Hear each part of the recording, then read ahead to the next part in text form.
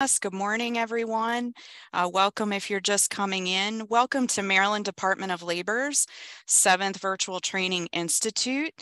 I am just going to launch a poll to find out who we have here, what your role is in your program. So if you would just go ahead and answer that. Oh, that's not the right poll, Elizabeth. I launched the wrong poll. That's okay. Okay.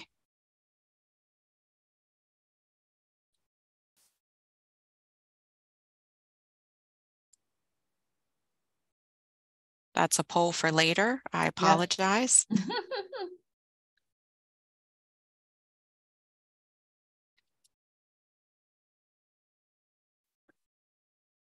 So I'm going to end that one and I'm going to launch the right one. I apologize, just to find out who's here. What is your role in adult education?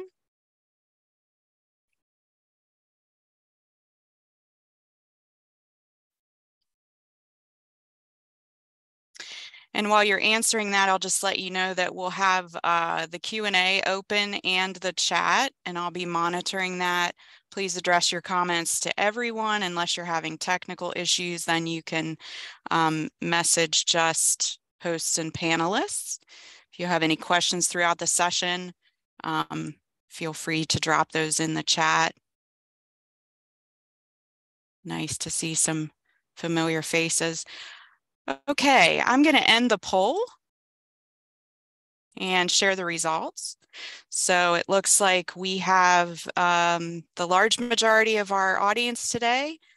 We have instructors, and then the second largest group, it looks like, is other and instructional specialists and a few other people with other roles. So thank you for answering that. Just a reminder before I turn things over to Joanna, as soon as the webinar ends, we will have a session evaluation that will pop up on your screen. We really appreciate your feedback if you would fill that out for each of the webinars that you attend during VTI.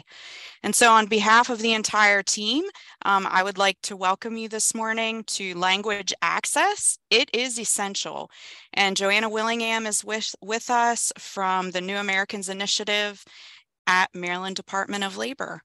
So Joanna, it's all yours. Excellent. Good morning, everyone, and thanks for joining. I'm going to go ahead and see if I can share my screen.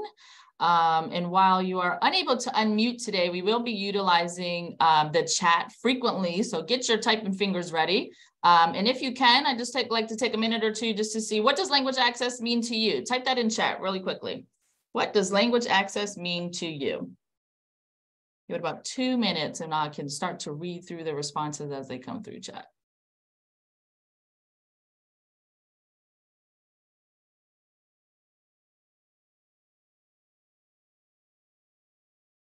But I lost the chat. Where did the chat go? Hang on 2 seconds here. I lost my Zoom window. So Craig said the ability to communicate in daily activities, the ability for everyone to access services and vital documents and information, regardless of native language, having forms in languages all can understand. Did you get your chat box? I did not. I don't know what happened to my chat box. I'm in the Zoom window, but I don't. Oh, here it is. It's on my other screen. Okay. Okay, there it is. Like what? When you have 2 monitors. All right, so here we go. You should be able to see everything now. Are you able to still see my screen? We can, yes. Okay, excellent. All right, cool. All right, so yes, I do. Providing access to services to people regardless of language proficiency, services that provide language needed to survive. Excellent. All right, and so just to kind of, again, we're going to be talking about language access here. And so it is essential, language access, it is essential. And so just a little disclaimer, the content or opinions expressed in this presentation do not necessarily reflect or present the views, positions, or policies of the Maryland Department of Labor, although this one does have some policies of the Maryland Department of Labor, and nor does it mention trade or names, commercial products, or organizations imply official endorsement by the U.S. Department of Labor. All right, excellent. So get that legalese out of here. All right, and so again, I am Joana Winningham. I am the New Americans Initiative Coordinator for our Maryland Department of Labor in our Division of Workforce Development and Adult Learning. And essentially, I wear kind of three hats. One is New American Integration, just ensuring that New Americans, which we kind of just encompass anyone who's internationally born, can access our services through our American Job Centers, through our adult education providers. I'm also the Language Access Coordinator for our division. And so any questions that folks have about language access, providing language access, accessing the state's contracted vendors, et cetera, I am your go-to person. And then the other hat that I wear is I'm the co-lead of Maryland's Skilled Immigrant Task Force. And so if anybody was on the presentation yesterday that I had about that, we had a very good time. And so those are the three hats that I kind of wear, high flying overview within this position in the Department of Labor. And so we're going to kind of go into just our learning objectives for today. We're going to identify why language access is important. We will review the DWDAL DUI, and that's Division of Workforce Development and Division of Unemployment Insurance's Language Access Plan.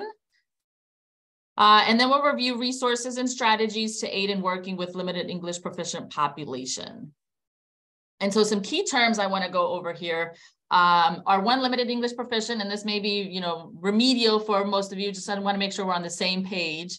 And so limited English proficiency is being limited English proficient is an individual who does not speak English as their primary language and or has a limited ability to speak, write, read, or understand English can be considered limited English proficiency. And those ranges vary, right? We know somebody who may be able to speak very well, maybe English, but reading and writing, they may not be so strong in, and vice versa. And so the limited English proficiency varies and is very specific to the individual as far as what their abilities are. And so it could be a limited ability in any reading, writing, speaking, or understanding English, just in the spoken English as well. Meaningful access, and meaningful access according to our language access plan is language assistance provided to individuals that should be accurate, timely, and effective communication to the LEP individuals. A couple other terms: interpretation is the act of converting orally from one language to another, so the spokenness of it. And there's various types of interpretation. However, two that I want to go over that are most commonly used throughout our interactions with folks. One is simultaneous interpretation, and that's the act of converting from one language to the other in real time. And so as I'm speaking, if there was simultaneous interpretation, there would be someone here as well, kind of taking my language and orally converting that into another language at the same time. And then there's also consecutive interpretation, and that's kind of what I call like a relay. And so where I would be speaking, I would pause, and then the interpreter would then convert that for the individual or individuals, and they could then bring back anything that was said from those individuals to myself. So it's kind of like a relay, and there's those pauses in between. Another term that we'll cover today will be translation. And so a lot of times we interchange the two words, interpretation and translation. However, translation really just covers the converting of written language from one language to the other, print materials. And so just keeping in mind, words do matter. And so if someone was to say, I need a translator, and I'm like, okay, well, do you need documents or do you need spoken? And so then we would kind of identify if it's spoken, then you need an interpreter, not a translator, right? So just making sure that we're using the correct words. And so Betsy, we're gonna have a poll come up here real quick, I believe. And so if you can launch that poll for me, just wanna see, what do we know in the room? So the question is, of the 922,547 internationally born persons in Maryland of the age 5 and older, what percentage of the population reports speaking English less than very well? Is this the first poll? Because yes. I can relaunch it. Okay. Yep, it should be LA1, I believe. Yep, so if you can respond to that poll, is it 22.8, is it 19.5, or 39.5? Give it about 10 seconds here. 5, 4, 3, 2, 1. We can close that out and see what we got. All right, excellent. So most folks said 62% is 39.5, and that is correct. right? So self-reporting, according to the US Census, those who are limited English proficient report that they speak English less than very well, 39.5% of those folks of ages 5 or more. A couple other stats just to kind of gauge, what does the population look like in Maryland as far as limited English proficiency? If we can load Language Act LA2 poll here. What is the top language spoken by 2% or more of the limited English proficient population in Maryland? Is it Chinese, Arabic, or Spanish? Quick 5, 4, 3, 2, 1. So we can close that one out. That one should have been pretty easy. Excellent. Well, right. So everyone kind of hit it on the nail on the head there. So 100%, right? So Spanish is the #1 language spoken by the limited English proficient population, followed by Chinese, Korean, African languages, primarily those from Western Africa, French, Vietnamese, Tagalog, which is a language of the Philippines, and Russian. And so I'm curious, out of these languages, have you encountered any other languages in your area? If so, type it in chat. What other languages have you come in contact with, either recently or in your previous encounters with folks? Farsi, okay. Creole, excellent. Arabic, Cambodian, Pashto, all right. Arabic, Urdu, Farsi, Ukrainian, Pashto, Creole, Ukrainian, excellent. And obviously, we know these demographics can change, right? And so as populations continue to come to the US and make Maryland their home, we will see that these demographics are subject to change. And so, but what do these stats tell us, right? If 39.5% of our limited English proficient population reports speaking English less than very well, we know we got a lot of work to do, right? We know we have a lot of interactions that we can have with folks in order to provide them the services that can help them along the way in order to becoming better, more proficient in English and opening up opportunities, because we know that language, obviously, as some folks mentioned earlier, it kind of gives you power, right? It gives you the ability to make informed decisions and gives you opportunities. Someone said Tamil, excellent. All right. And so we're going to kind of go over why do we need to provide meaningful language access? Why do folks think we need to provide meaningful language access? What are your thoughts? Why do you feel you should provide meaningful language access? Let's see if we can get a couple folks to respond in chat here. I'll give it a couple seconds. Let y'all type. Why do we need to provide meaningful language access? It's the right thing to do for the individual. It's relevant to the learner, motivation, so people can be self-advocates and get what they need. So everyone can access our services, enhance productivity, inclusion.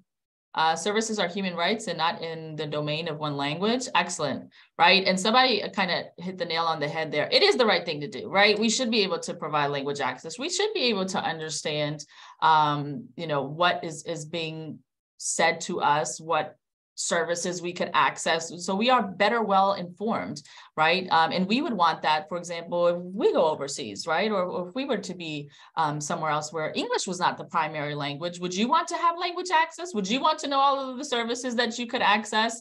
Or would you want to be in the dark and wondering, what can I do? What can I not do, right? And I'm pretty sure, improving the quality of living, excellent. And so, yes, it is the right thing to do. And at the same time, it's also required by federal and state laws. But we always want to make sure that we keep that human aspect of it, right? While things may be required by law, et cetera, we do want to make sure that we are understanding, right? It is a human right. Being able to communicate is vital to living. And so we want to make sure that we're able to provide those services. And so just a quick overview of the federal and state laws that kind of govern our language access plan that we have. The first one is Executive Order 13166, and this is U.S. Executive Order 13166, which is improving access to services for persons with limited English proficiency. And this law requires recipients of federal financial assistance to provide meaningful access to LEP individuals. Along with that, we have Title VI of the Civil Rights Act of 1964, which prohibits discrimination against persons based on several protected classes, to include national origin, which also includes limited English proficient. individuals. We also have WIOA, Section 188, right? So the Workforce Innovation Opportunity Act, which also prohibits discrimination against individuals in the U.S. to include limited English proficiency. In the last one, we have Maryland Code, which is access to public services, individuals with limited English proficiency, which requires state departments, agencies, and programs to provide equal access to public services for individuals with limited English proficiency.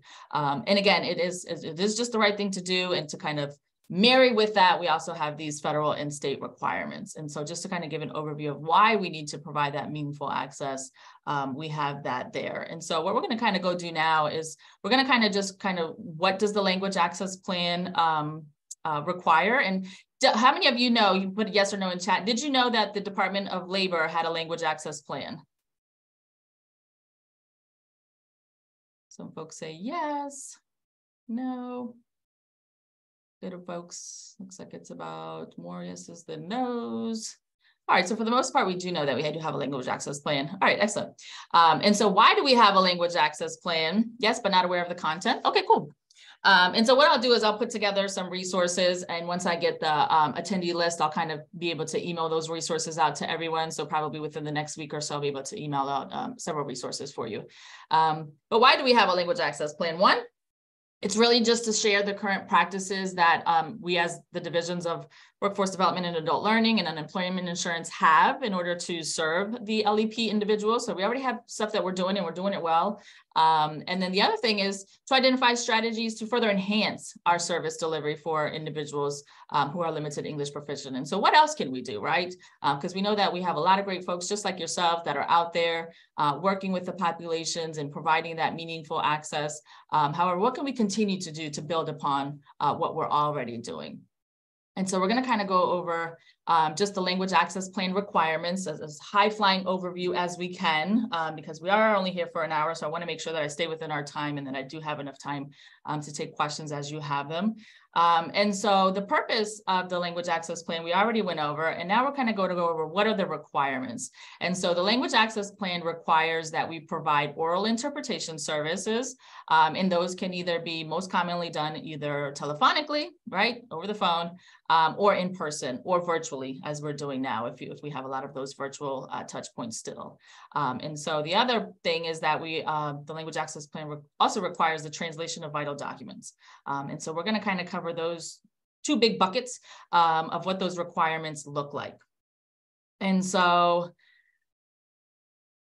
the biggest thing is identification of the need of the language, right? And so customers, students, clients, they may come in and you might already know that they need language assistance. They may ask you for language assistance. I'm more comfortable in. They may bring a family member with them that says, hey, my cousin, brother, sister, mom would need assistance in another language. For the most part, I would assume we have some type of I speak or language cards, either in your centers, in your cubes, in your offices, wherever they may be, where folks can identify and point to it. Hey, I might need assistance in Farsi or Mandarin or Polish or Portuguese, whatever it may be. And then the other thing that happens is sometimes we're interacting with someone and we may pick up on some cues that somebody may need some language assistance. And so while they may be able to communicate with you, it may seem all good. You give them maybe a document to read, they're unable to read it.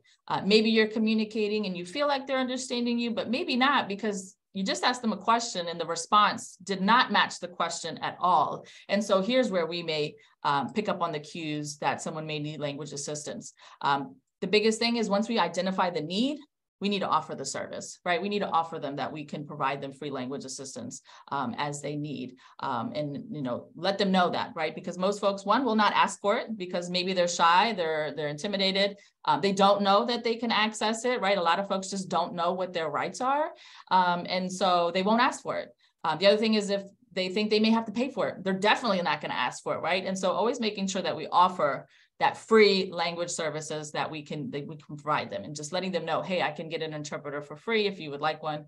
And then boom, we can continue on that path. And so we're going to kind of go over those different touch points as far as the oral interpretation and the translation of documents now. And so two big buckets of oral interpretation. One is telephonic. So I'm curious if you're able to participate in chat. If you've used telephonic interpretation, when did you use it? Either in this role, previous roles, if you ever had to use telephonic interpretation. So again, that's getting the interpreter on the phone, and you can communicate back and forth with the students or the customers, clients. Yes, with deaf students. All right. Anybody else use telephonic interpretation? If so, when did you use that?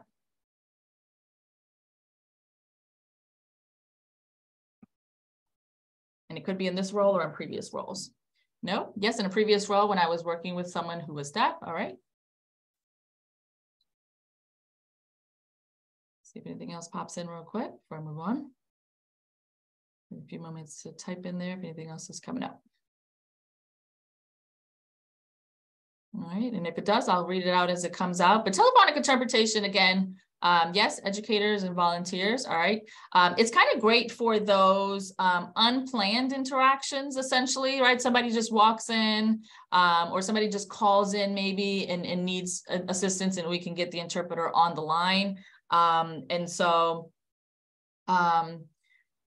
as far as what vendor to use, it depends on who you work with. And so as state staff, I work with the state. And so we are required to use language line solutions. However, folks like yourselves, if you're not working with the state, knowing that we do need to provide the language access, but you have an option about the provider that you would like to choose. And so it would be really consulting with the powers that are, right? Supervisors, managers, whoever your next up in line is, and kind of asking them, who is our language service provider for telephonic interpretation? And it may be language line in most instances. I know a lot of folks are using them. However, knowing that if you're not state staff, you don't have to use language line, but I know a lot of folks are. And so curious to see, has anyone on the call used language line? Is language line your provider for telephonic interpretation? You can put yes or no in chat. Through your areas, is language line kind of what you've used or what you are using? Yeah, that's usually been the case most times. Yes, okay, cool. Nope, we used another type. Okay, and that's fine. Again, right, if you're not in state staff, you have the option about the provider that you would use. Excellent. All right, and so another way to provide interpretation is that that in-person touch point. And in-person could be face-to-face, live, physically in the same room, or I always say in-person interpretation could also be like we're on a Zoom call and we have the interpreter there and the interpreter is facilitating the communication as well, because it's semi, let's say, virtually live in living color. And so curious to see if any of the sites have ever used in-person interpreters, and if so, for what? Have you used in-person interpreter? And if so, for what? You can bring that in chat here.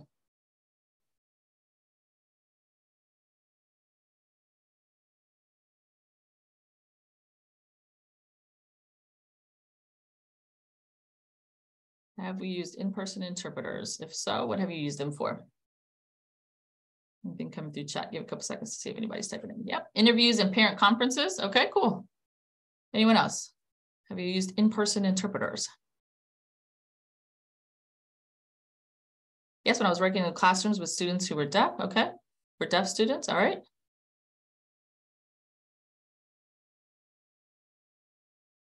Yes, communication with students. Cool. Communicate with doctor. Okay.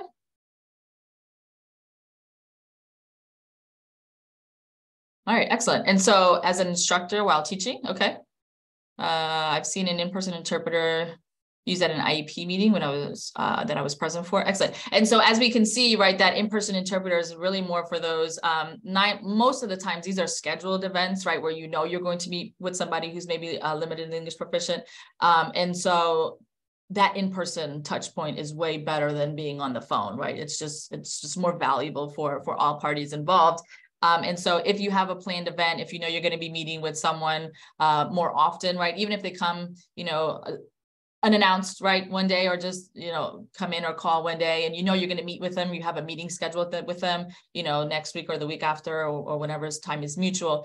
You know, once you have that meeting scheduled, being sure to see, can I get an in-person interpreter to be at that meeting, because that in-person interpreter for that scheduled meeting is going to be way more valuable and effective than having that telephonic interpretation for those kind of unscheduled interactions with folks. And so same thing goes about what provider do we use, what vendor. And so again, goes back to being state staff or not. And so if you're state staff, we are required to use the vendor, which is called Ad Astra, and they're located in Silver Spring. However, if you're non-state staff, you can use Ad Astra or not, or you can use another provider. And so curious, has anyone used Ad Astra? Is anyone using Ad Astra in their local areas? You can put yes or no. To communicate with a different language. Is it still available? No. Okay. For the most part, no. All right. Well, you have it as, like I said, you have it as a touch point. And so again, if you're not the power that makes those decisions, kind of consulting with, supervisors, managers, et cetera, to ask, who do we contact for in-person interpretation? So making sure that we know who are the vendors that we're working with in order to provide those services to folks.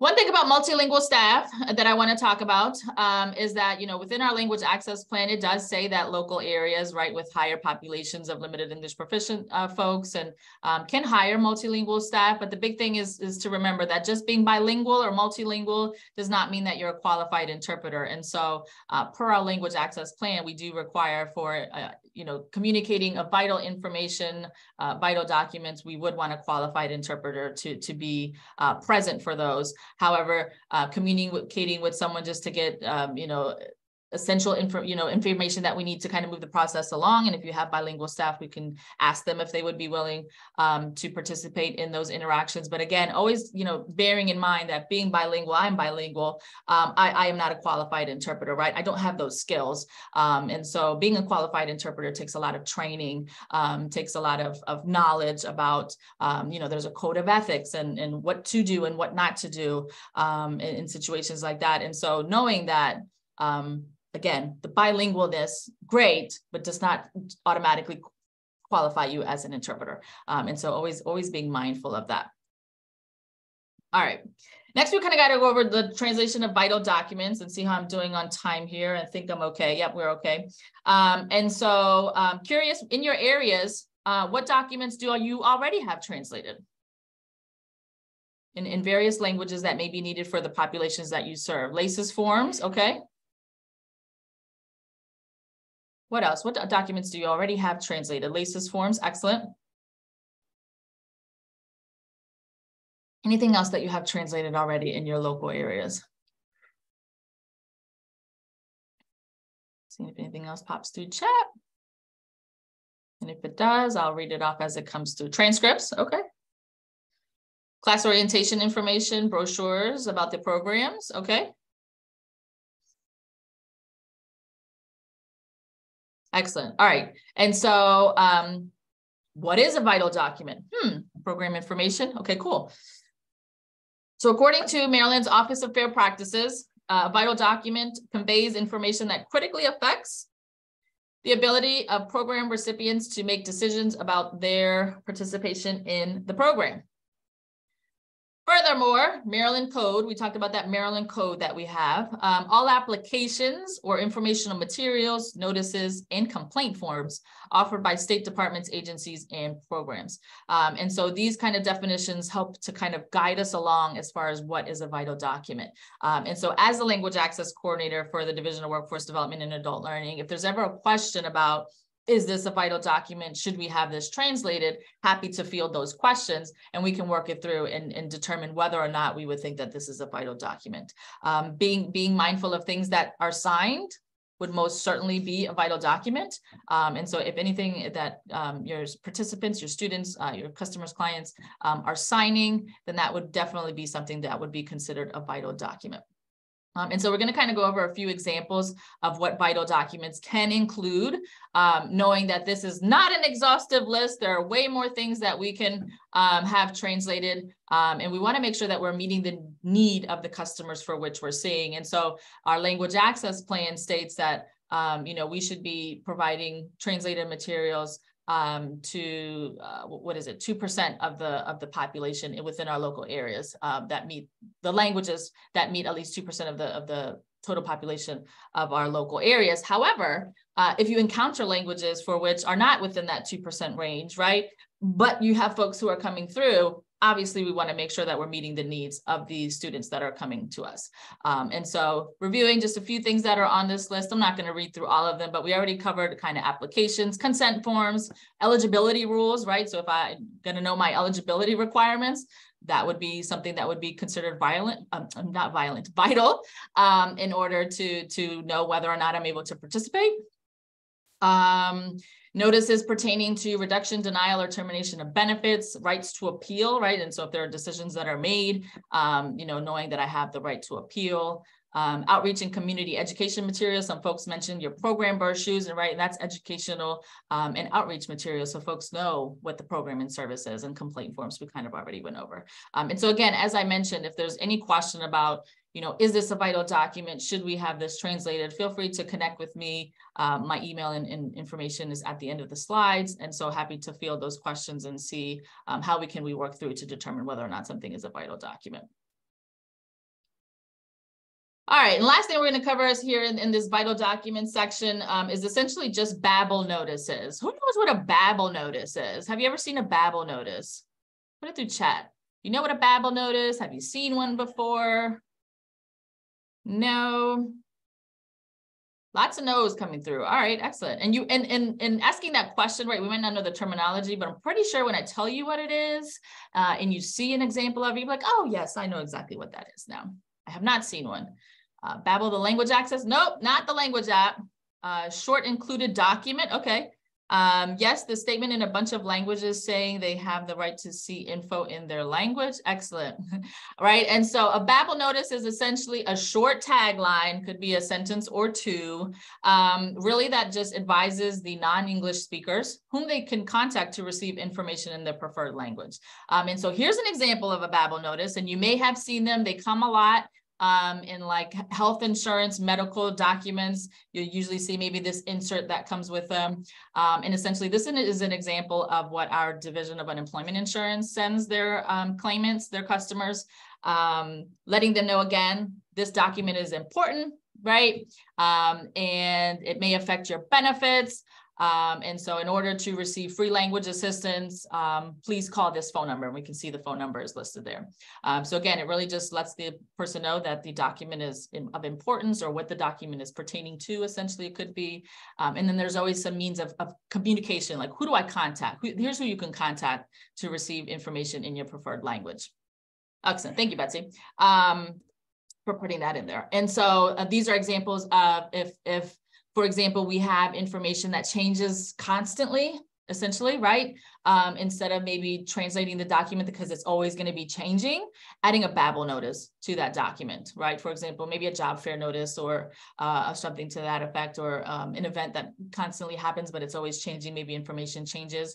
And so if that's something that is constantly changing, a Babel notice could be a good use of putting that information in there. Hey, this is important. And if you need information in a preferred language, here's whom you contact to get that information, right? And then as they contact that person would either would access language line or schedule an in-person interpreter or anything needed to meet the need of that student, that customer, essentially. So that's what a Babel notice is. So most folks have, right? We might not know the terminology, but we do now. And probably you've already seen them used before, but just didn't know their official name for them. All right, excellent. And so that kind of covers the requirements, high-flying overview of the requirements of the language access plan. But essentially, it's really just, understanding what the need is of the customer, and then being sure to provide those services as needed, and knowing, with the powers that are, what are the services that we provide, who are the vendors that we work with. So having that information, if you don't already have it, consulting with those folks after today, if you can put that email out and just ask them, hey, I was in the training today, and they talked about providing language access, like who are the vendors that we use, if you don't already know who they are. All right, and so same thing with translation services, right? Depends on whether or not you work with the state or not. And so state staff, we also use Ad Astra for the translation of documents. However, non-state staff, you may use another service provider. But know that Ad Astra is the contracted vendor for the state of Maryland, and any sites wishing to initiate services with them may, under the state of Maryland contracted rates. All right, any questions, comments, concerns about the language access requirements piece before we move on kind of into the second half of our training here, just kind of going over best practices in working with individuals? There is a question, Joanna, okay. in the chat. Oh, Q&A. In the chat or in the Q&A? I thought I was watching the chat. Oh, yeah, in the Q&A. I'm sorry. Oh, in the Q&A.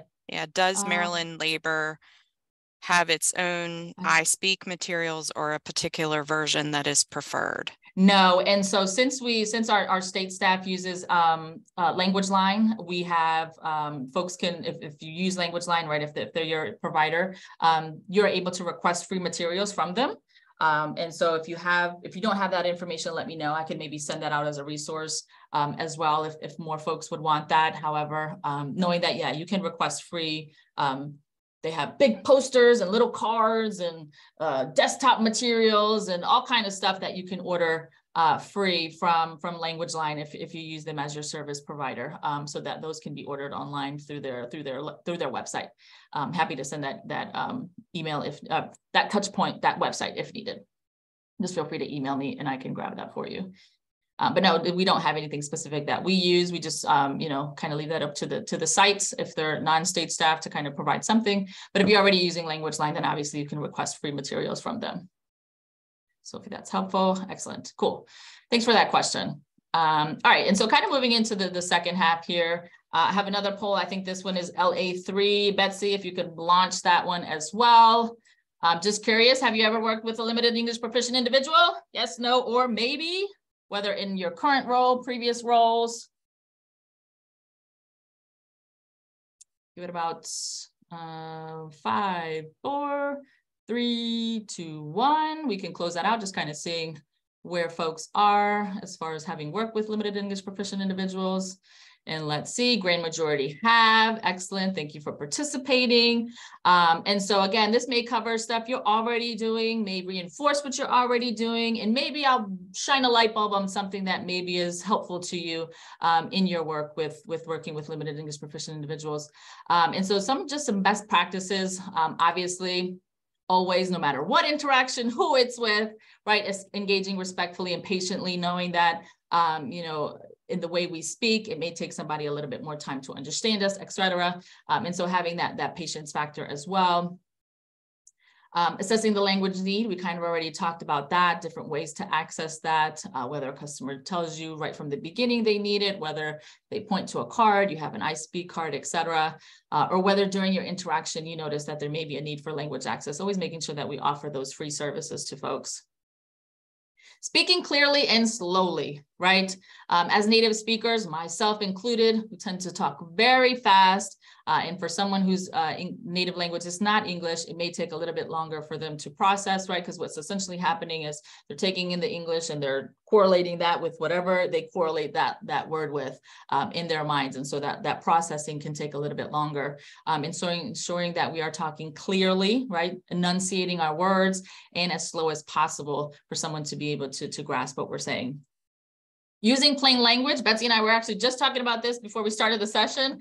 And so where we are in a world where we use acronyms like the every day, right? And so while we know that language, folks who are not in our world do not know that language. And so being mindful of the expressions, the idioms, the acronyms, right? And so essentially it's very hard for someone to understand those, even English speaking folks, and more so folks who are limited English proficient. So making sure that we use that plain language as well.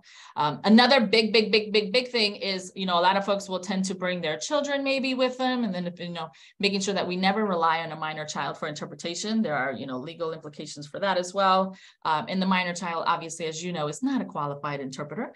And so we cannot rely on them to provide that interpretation. And while it may be just a quick interaction with the child, once we've identified the need for language access, we're going to get those language vendors services access, right? Whether it be Language Line or scheduling an in-person interpreter as needed.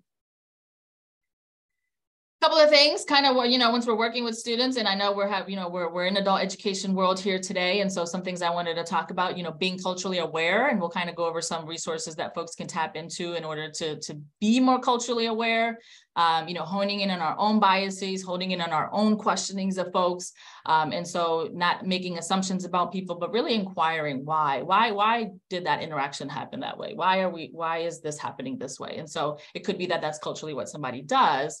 And so a big thing, obviously when we're establishing classrooms is establishing those expectations, right? From the beginning, and even developing those expectations with the class, right? So that it is culturally appropriate as much as possible for all who are in in that classroom. And so making it relevant to them as well. Prioritizing productive language. And so what does that mean? So knowing that, limited English proficient individuals may develop listening and reading skills faster than the actual spoken and written language. And so being able to give them as many opportunities as they can to produce that language, and that the production comes from speaking it and writing it. And so knowing that those skills may come a little later and may take a little longer to develop. So giving them as many opportunities as they can in order to produce the language, either writing it or speaking it. Obviously, this is not new to anyone, but again, just honing in on learning styles and using a variety of methods to engage learning. This is especially, relevant for English language learners or limited English proficient individuals, in, giving them breathing room so that they can work through their language barrier, right? And so engaging them different ways in order to see it and read it and talk it and say it, etc. So giving them those various methods to continue to hone in on their language. Obviously, visual aids are great for folks as well, being able to correlate an image. And we know that in teaching styles, right, an image will always be better than seeing the word. And so if we can have them both together, even more so, right, engaging those various learning styles as well. Building in small group work. And then again, this kind of helps with the production of language. And so, having folks in smaller groups, allowing folks to interact with one another. Hopefully this will kind of allow folks to be a little bit more at ease than having, big group talking points, but allowing folks for more time for small group work in order to continue to produce their language skills in writing and speaking. The other thing is respect moments of silence. It may take some folks some time, right? English language learners still to be very shy, maybe in the essence of not saying the wrong thing. And so folks may be reluctant to speak up at first, but kind of engaging with them and being patient with them and kind of helping them to build up their confidence to know that, yes, I can do this. And while, yes, if I make a mistake, that's okay. If I don't make mistakes, I will not learn. And so being able to respect that someone may take some time, right, to kind of get out of their shell and out of their box and be able to continue to participate and engage with the language for which it's not their native language. So just some kind of things to kind of touch points with as far as working with folks kind of in the classrooms, et cetera. And so questions on that before we go to this next poll. Oops, I'm going too fast. Any other comments that you have? Any other touch points that you've had as far as working with English language learners? Any best practices that you've had? I'd love to hear your opinion, your comments in chat. Any other best practices that you have as far as working with English language learners? Smiling, right? Excellent. Smile goes a long way.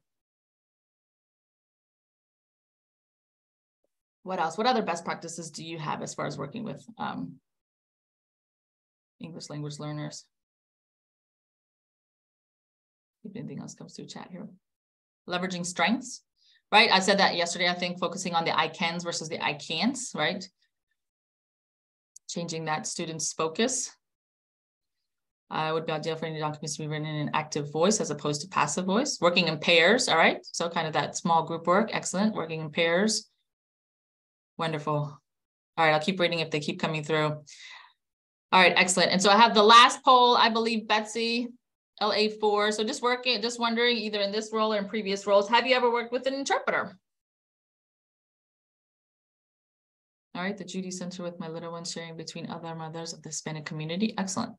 Have you ever worked with an interpreter? Let's see if we can get responses to that poll, either in this current role or in a previous role. Give it 5, 4, 3, 2, 1.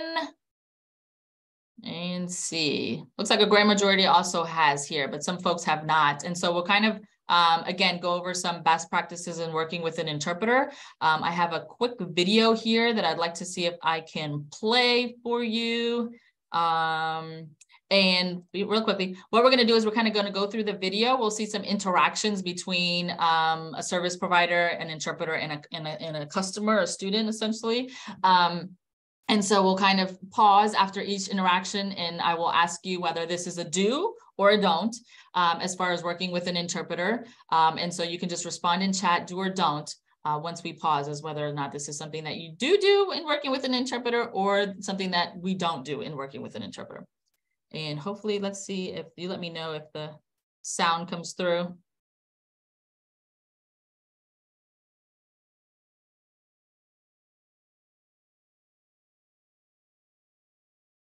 No sound.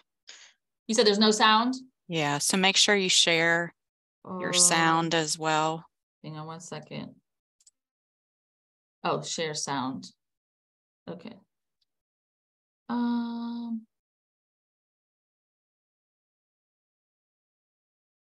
It doesn't let me click that button. Oh no. Okay. Yeah, I have the screen and maybe let me stop this share and reshare. Okay, hang on 2 checks here. See if I can share again. And yeah, it doesn't let me click that button. I don't know why. I see it here, share sound, but it won't let me. Let's try this one. No, that's odd. Oh, interesting. I don't know what else to do. Want to move on to something else and I'll pull it up? Sure. Okay. So it's on YouTube. It's called Working with Interpreters. Okay. Yeah, and we have your presentation too. Oh, okay. Yeah, I don't know why it won't let me. So maybe I'll stop sharing. And so while Betsy's pulling that up, maybe we'll just take this question now. What best practices for those who have worked with interpreters? What's one best practice that you have in working with an interpreter? What has been successful for you in working with interpreters?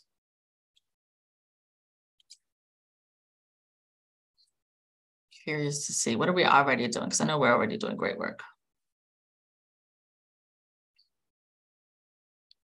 And if it doesn't pop up, that's fine. We can kind of just move on. I can send that video afterwards. Give them time to interpret. Excellent. Right? So building in that patience. Looking at the person. Oops, I lost the chat. Looking at the person you are talking to rather than the interpreter. Excellent. So engaging directly with them. All right. All right. So we can probably go through Betsy, and I guess you'll be my pauser. So I can kind of maybe give you the word to pause and you can kind of just pause the video. When I work with an interpreter, I make sure to look at the person whom the interpreter is working with. Excellent. All right. So let's see if we can play this video real quick and see if we can run through some of these scenarios.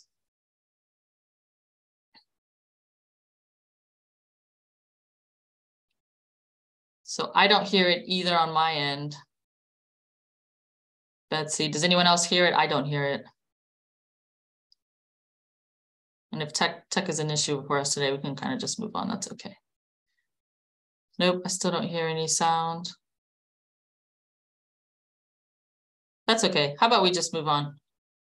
I don't waste too much time trying to mess with the YouTube video. Yeah, that's okay. We'll just move on. Thanks for that. Appreciate you trying. Tech is great until it doesn't work how we want it to. That's okay. We can move on. If we've learned nothing else during these past couple of years, we know how to pivot and keep it moving.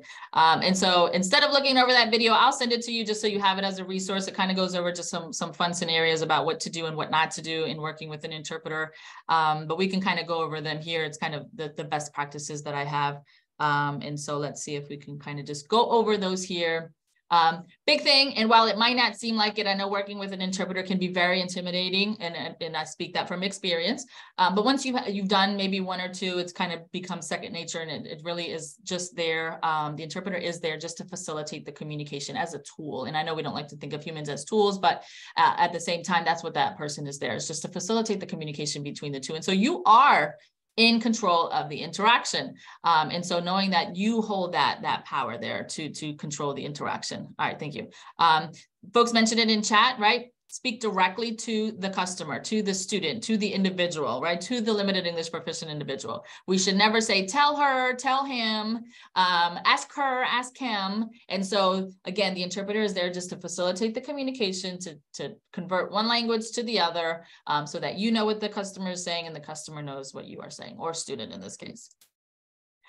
Same thing as working with the individual themselves. For the interpreter, speak at a clear, normal pace in order to allow time for the interpreter to interpret the language.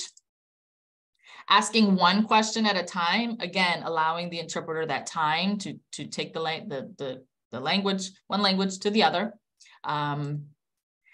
Same thing as working with the individual, avoiding the acronyms and jargon. It's very hard for an interpreter to interpret, right? And the individuals will not even know it as well, even if it's from, English to Spanish and I say RESCA, What is RESCA? Most folks don't know what that is. And so being sure to spell out the, not spell out the acronyms, but say out the acronyms, right? And so that the individual can understand. Or if you have no choice but to use the acronym, use the acronym and then say what the acronym actually is. So, right, so someone has the understanding of what you're actually talking about. Other tips here, allow the interpreter to take notes, right? This kind of comes into that training of an interpreter. A qualified interpreter will always have a pen and paper handy in order to essentially ensure that they have and are taking one language from the other, and because it should be more or less a word for word translation. And we'll get to that more or less piece that I'm talking about in just a second, but the interpreter should have a pen and paper in hand. Qualified interpreters will have that in order to ensure that they are actually converting from one language to the other.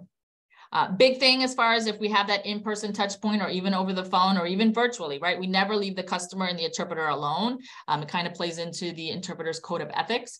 And so if you are in person with someone and you have to step out of the room, so should the interpreter. If you are on the phone, we should, disconnect the call and reconnect the call when we're all together. Same thing if we're on a virtual platform. If we have to leave for whatever reason, parties should leave and then reconnect when everyone is able to come back together. So never leaving the customer and the interpreter alone. Folks, someone said to give it time, right? So allowing time for breaks, right? Interpretation fatigue is a thing. There's a lot of brain power that goes along when you are an interpreter. And so allowing folks to take breaks as they need to, because again, it is an arduous process for someone to continue to do that. And so allowing that time for them to reconvene. And then kind of going back into that word for word, well, yes, the interpreter is required to interpret word for word, knowing that sometimes some languages do not have direct equivalents. And so giving you an example of what they may be, for example, in English, we say waiter, right? And for example, in Portuguese, that takes 3 words to say. It's empregado de mesa. However, it's still the same. However, it took me 3 words to say it in Portuguese versus 1 word in English. And so the biggest thing when you're working with an interpreter, and this question has come up before, is, how do I know that somebody is interpreting what I'm saying if I don't know what they're saying? And while that's a valid question, big cues to pick up on, and this is something that comes up in in the video that we were going to watch, is really just if the student said something and it took maybe, what seemed like maybe 3 sentences to say, the interpreter comes back with you with 2 words, we know that there's an issue, right? And so reinforcing to the interpreter that they are there to interpret exactly what is being said, not to abbreviate, not to augment, not to take away. It should be, for the most part, as much as possible, but remembering that some languages just don't have equivalents, a word for word conversion of languages, interpretation of languages. And so knowing that those touch points. The other thing too, that through the video, it kind of, the interpreter gives his opinion or recommendations to the student, to the individual. And so that's a big no-no too. And that kind of plays into that qualified interpreter, right? They have their code of ethics. They have this extensive training about what they're supposed to do and what they're not supposed to do. And so the link there, I think, is in chat that Betsy put there. But I'll be sure to kind of put that in, and it'll be in the PowerPoint slides that you can access to as well. And so thanks for that. And sorry for the quick pivot here, but we can just keep it moving. Technology doesn't always work with us as we would want it to. All right. And then the last thing I wanted to cover here in these last few moments that we have is just some resources that you can tap into in working with folks. And so I'm going to see if I think I can go live to these. Yeah, I did link them. And so knowing that the Department of Labor, my division, this is my web page, if you will, I kind of manage this web page. And so there are various resources on here, printed materials, translated materials that you can have access to for your students and for yourself in working with students as well. Another great resource is Switchboard. Has anybody ever heard of Switchboard? Anybody subscribe to Switchboard? Yes or no? See if we can drop that in chat. Switchboard is a great resource. It's essentially for refugee service providers in the US. However, lots of great resources for anyone who's working with new American populations. And so their website is free. The only thing you have to do in order to either attend a webinar or download a blog or their fact sheets, etc., is essentially just to create a free account. And I would highly recommend, if you're not subscribe to them, to register for their listserv. They send out lots of great webinars that you can attend. Mentioned being culturally aware. They do a lot of cultural backgrounders on here as well. They have fact sheets and webinars on how to work with various populations. And so let's see if we have some time. If we don't have time, I don't know if we'll see if we have some time to kind of go to a few of those. And then the last one is called the Cultural Orientation Exchange, Cultural Orientation Resource Exchange, CORE. And they offer several backgrounders just on various populations. And again, just being aware of who we're working with and who they are, right? And because cultural is so complex. And so deeply rooted and has various layers. And so being able to understand a little bit about someone's culture and maybe why they do the things they do. Same thing for folks to learn about, U.S. culture. We should also be aware of the cultures for which we are interacting with as well. And so let's see if I can, will it let me click into it? It does. Okay. So this is the New Americans website. We have a few minutes here. And so just various resources that are here that you can share with folks, you can print to distribute to folks, whatever you see fit to do with these materials, please feel free to share them. And so a big thing, we do have quite a few translated materials. And so, for example, there are registered apprenticeship brochures. And so they're available in various languages that you can essentially just click. And if you would like to print it, you can print it. And so there it has the information about registered apprenticeship in Spanish, in various other languages. If there's a language here for which you are encountering, if there is a language for which you are encountering that we don't have translated materials for, please feel free to connect with me. And I'm happy to get those translated in languages for which you need for your areas. What else? Education in classes. We link directly to our adult education providers, so yourselves. There's also a financial literacy guide available in various languages. And there's also a link here to local and ethnic-based scholarships for folks. So if anyone is needing some financial assistance, we have definitely a bunch of resources here. What else? Within our Skilled Immigrant Task Force page, we've created several documents. One is a career pathways guide in engineering. So if you're working with any engineering folks who are internationally trained, this is a career pathways guide for them. We also have a resource guide for new Americans. So for the actual students, the job seekers, and essentially it's a plethora of resources, service providers like yourselves, adult education, like myself, American and Job Centers. And it kind of breaks it down by the type of service that organization or that entity can provide. And then after which they are all kind of linked and defined here as well. And so this is a resource that could be printed and shared with students. And it is also obviously available in various languages. Let's see. Switchboard, I mentioned Switchboard and I have like kind of quick minute here. Let's see if I can go over that way. See if it'll pop up here. So if I kind of like, let's see, backgrounder, just kind of typing in the search bar, just so you can kind of see different resources that they have. Right, here's a Ukrainian backgrounder, Congolese, Afghan, refugee families from Somalia, Iraq, Burma, so Bhutanese, Ukraine. So definitely different things that you can tap into as far as resources and working with various populations. They have various webinars, the pre-recorded that you could, watch as well later on as you see fit. Typically everything that they do, they record and then they post on their website. And then the last one that I mentioned here is just CORE in my last kind of 30 seconds. Again, more backgrounders, just to be more culturally aware and know kind of who we're working with and what they're coming to us with, what they're accustomed to in their home countries. And so that's my spiel here for today. I believe I'm at my end.